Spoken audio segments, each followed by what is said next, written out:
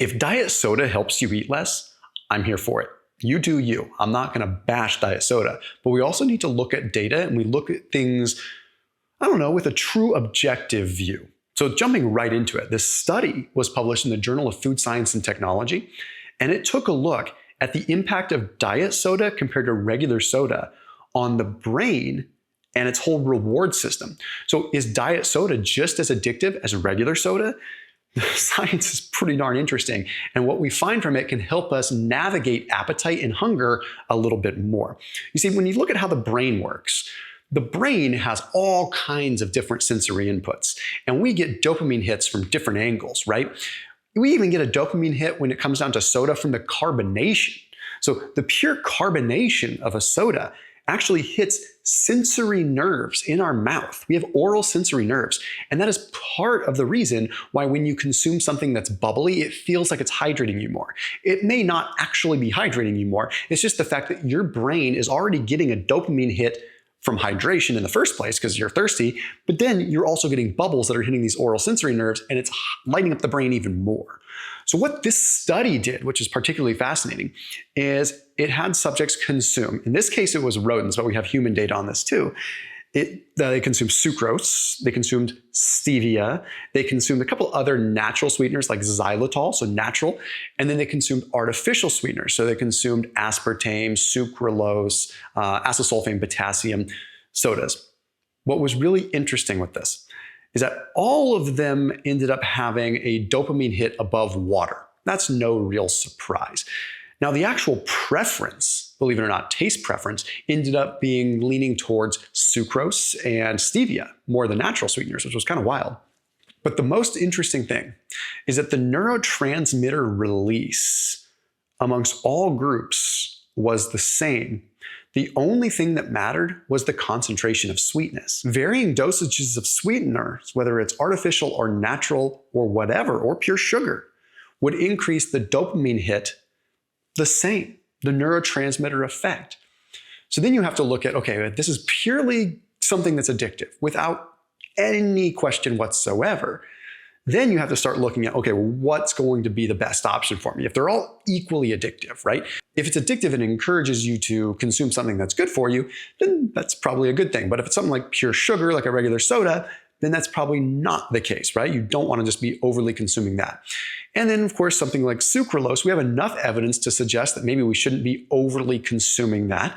And the same kind of thing with aspartame. Believe it or not, aspartame is probably safer than sucralose. So if you kind of had to look at these different varying charts, like sucralose has some serious issues with it, and we're starting to see that come to light. Whereas aspartame, believe it or not, is a lot safer when you look at it on paper. When I had Dr. Ben Bickman on my channel, he's a leading insulin scientist, he's looked at this heavily. And he even said, he's like, you know, if I had to have one, like aspartame, as much as it seems like it's the crazier one, sucralose has more evidence stacked against it. And also, when you're looking at aspartame, it seems to be used in smaller quantities. So I'm not suggesting that everyone goes out and uses that. I'm just being real here. Now, one other thing that we can look at that can help potentially make it so we don't have as much of a need to grab another one is having a little bit of salt along with it. I drink the LMNT sparkling drinks. So these are LMNT electrolytes, 1,000 milligrams sodium, 200 milligrams potassium, and 60 magnesium. And it's in a sparkling form. So it's like a can. So it's like I'm able to have my soda, right? So it's sweetened with stevia. So this way I'm able to consume it. It feels like a soda, but I'm also getting true hydration, which really matters.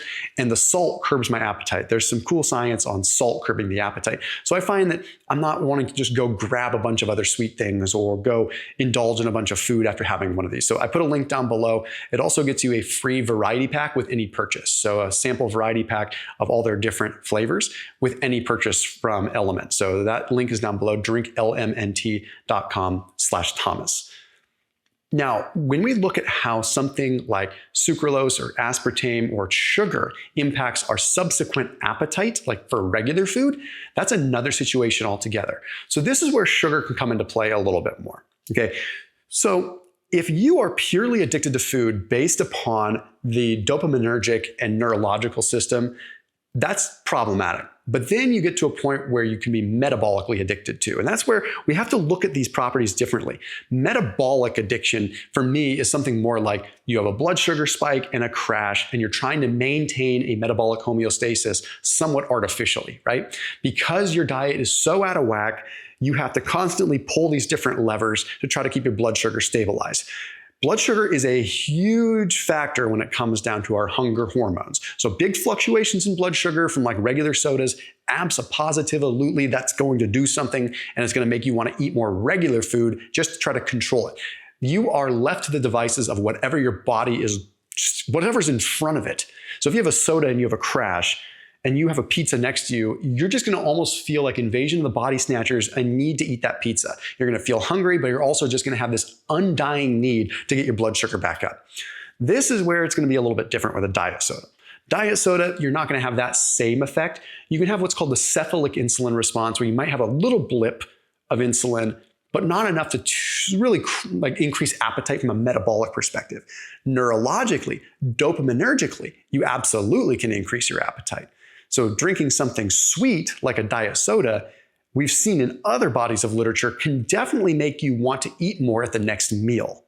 Okay, so that's again like where having a little bit of salt or something can be hugely beneficial. Now it doesn't always make sense, but having a diet soda, if you're gonna have it, and have a protein shake along with it, so you actually kind of blunt a little bit more of that neurological effect. Because especially if it's just pure unopposed sweet, the brain is going to see that and be like, whoa, whoa, whoa. A, I need more. B, I'm void of something. I'm devoid of something. If you get that protein in, you have a satiety effect that might blunt that appetite later on. So for example, if you had a diet soda at 11 a.m., you would probably eat more at your 12 p.m. lunch than if you didn't have the diet soda at all. So even though it's 0 calories, the impact it has on the neurological system, on our neurochemistry, is very, very profound. And we notice a significant difference with that, not only in the rodent model literature, but in the human models as well. So again, whatever it does to the gut microbiome, I don't know. There's still lots of evidence that needs to come in from that.